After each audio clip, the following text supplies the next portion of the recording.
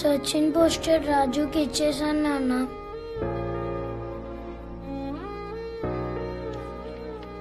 మా క్లాస్లో ఎవరి నాన్న ఫోటో ఇప్పటి వరకు పేపర్లో రాలేదు తెలుసా. నాకు ఈ ఫోటో ఉంది కదా, అందుకే సచిన్ పోస్టర్ రాజుకి ఇచ్చేసా. నాన్న, నువ్వు మళ్ళీ క్రికెట్ ఆడవా?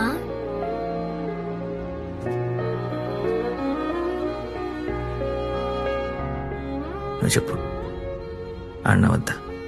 ఆడు నాన్న, నువ్వు ఆడితే చాలా బాగుంటుంది, హీరోలా అనిపిస్తావు.